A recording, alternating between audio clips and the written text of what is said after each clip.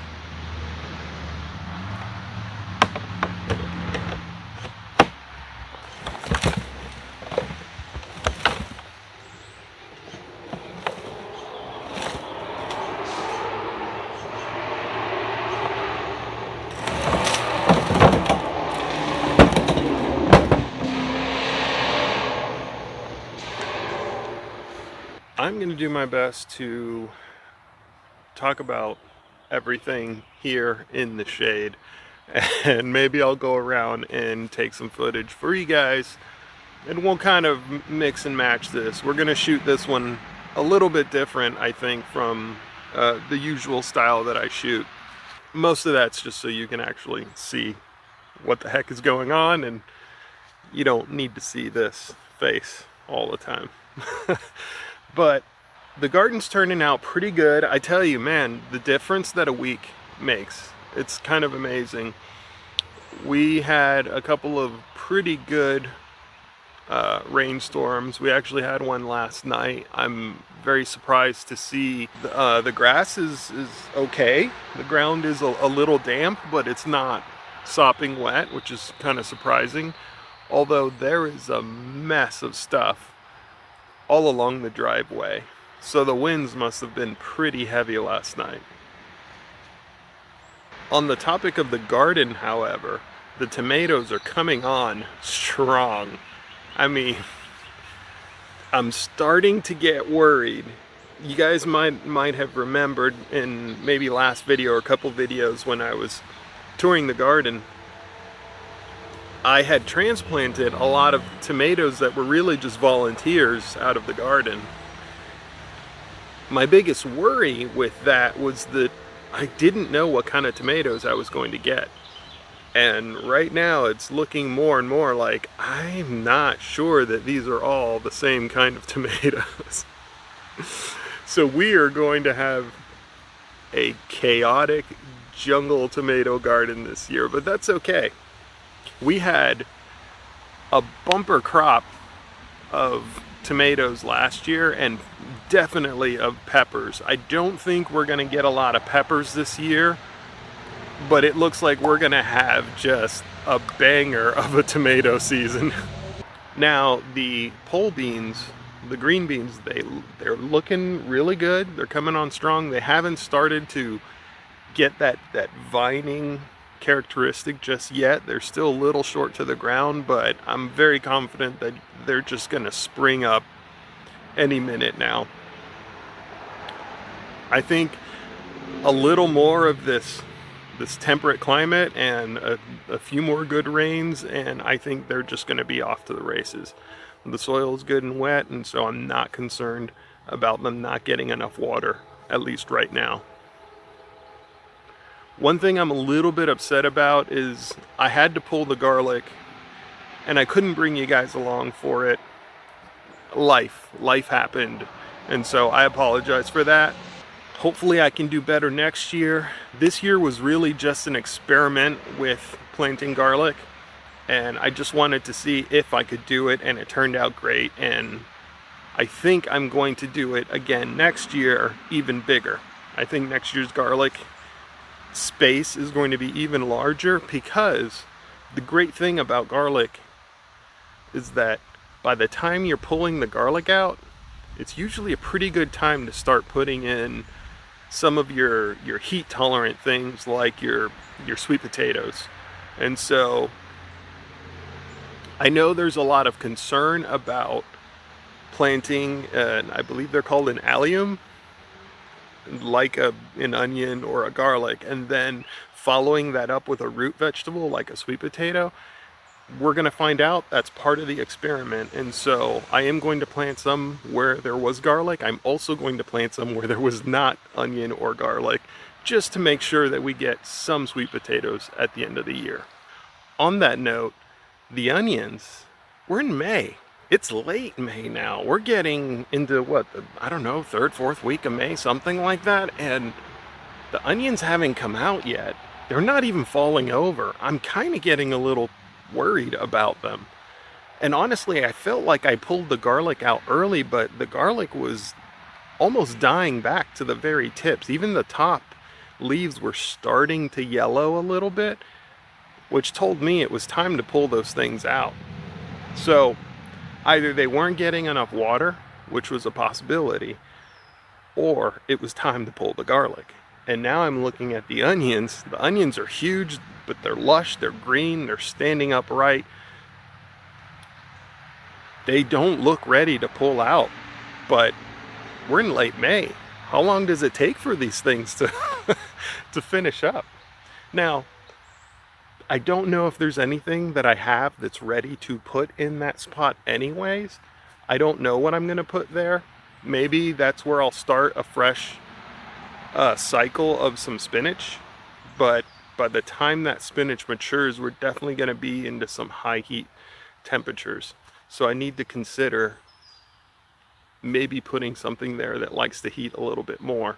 Right next to the onions and where I had pulled the garlic out, all of our potatoes, our panic potatoes, as we might call them, if you remember, these potatoes went in a little bit early. They died 2-3 times from frost because I had to put them in so early. And some of them survived. The really small ones that didn't have a lot to live on, they didn't seem to make it, but the other potatoes that were of decent size, they came back with a vengeance, and they're doing really well. Even George, our friend here, George, that's what I will call him, George. Looks like, here, we'll peek under there. Ooh, George, you're not looking so healthy. He's doing really well. So well, in fact, that bed where George is, it is covered in so many different things because I did not expect the potatoes to survive. So as a result, we have potatoes growing out of chickpeas, growing out of a zucchini plant. It is a nightmare scenario in that bed, but it's okay. It's a small bed. It's like 2 feet wide by maybe 3 or 4 feet long. We can sacrifice that bed to just have fun with it. Just put whatever in there, and that's exactly what we have. We have a combination of legumes and potatoes and zucchinis in there, and it's chaos, it's madness, but we're gonna make it work. We're gonna see what happens. Come on, that's the best part of gardening, right? Who wants to follow somebody else's rules? No, you have to have square feet of whatever. No, come on guys, come on, let's have some fun with it. All of my trellised tomatoes are not looking great, and the tomatoes that I had seeded, the cherry tomatoes that I had seeded, have not germinated, I don't think. Maybe one has germinated. It's not looking great right now for any of those, but I'm not worried because, like I said, I have volunteers everywhere, and I'm trying to keep as many of the volunteers as I can, really as backup. You can always chop a plant down if you find that it is no longer useful to you. Don't get too attached to them. However, if they're there and there's nothing else growing there, let it grow.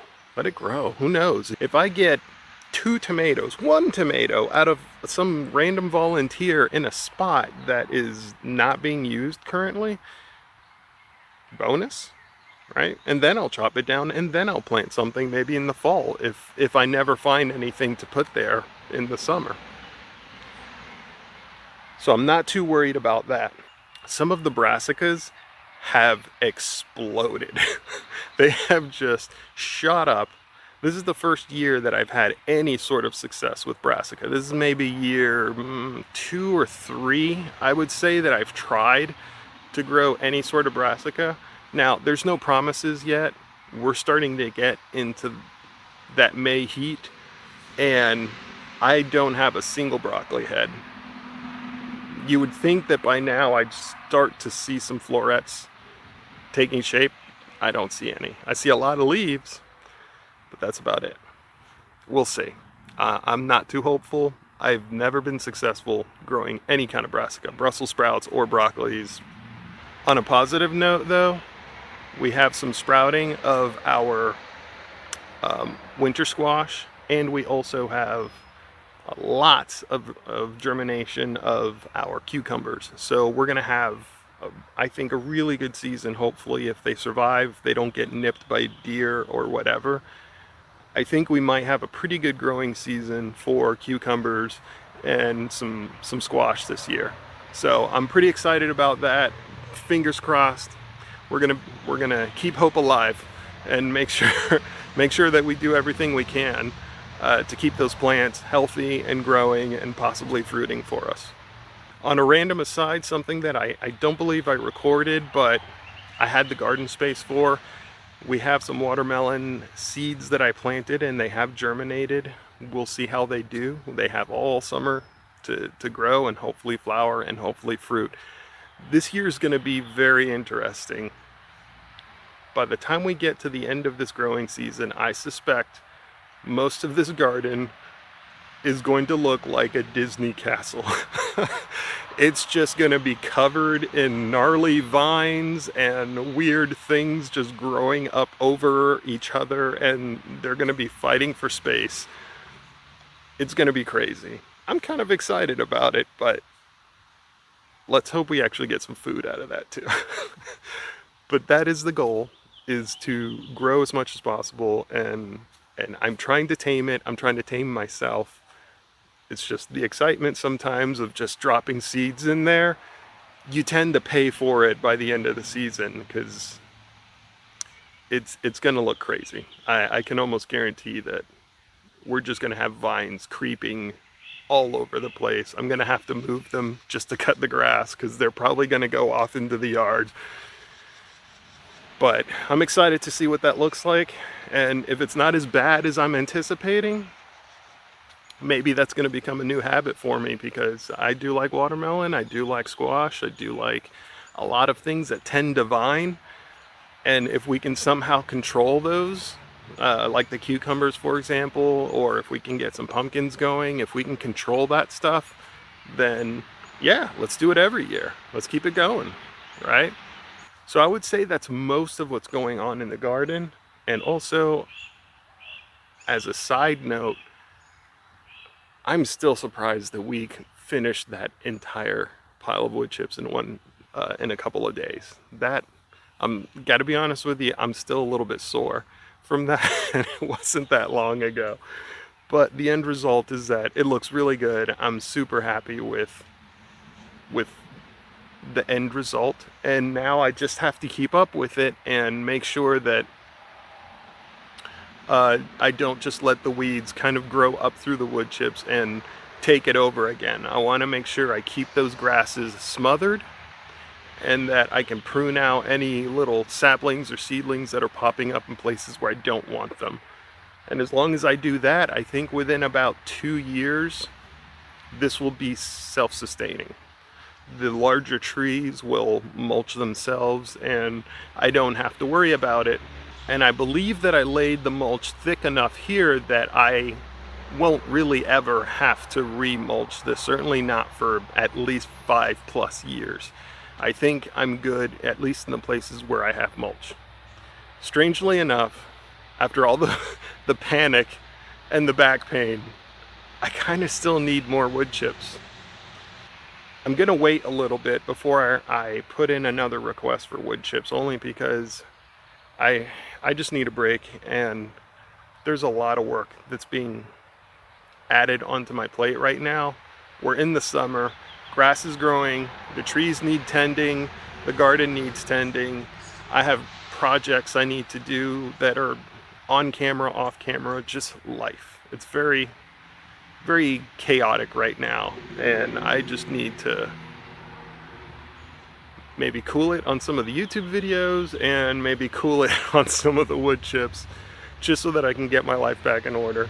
So I hope you guys enjoyed this brief tour of the garden, catching up on some of the craziness going on around the property. And if you have any thoughts, comments, suggestions, or just you want to talk about the weather, that's cool too. Leave a comment down below. If you've followed me through all of this and you've been watching a lot of my videos and you're not subscribed, definitely subscribe, because sometimes YouTube will push my stuff in and out of your feed, but if you're a subscriber, you'll definitely always get the content that I make. So go ahead, hit the subscribe button. Costs you nothing, and you'll never lose out on any of the stuff that I'm putting out there. So with that, I appreciate you. If you are a subscriber, thank you so much. And you guys, be good, and I'll see you on the next one.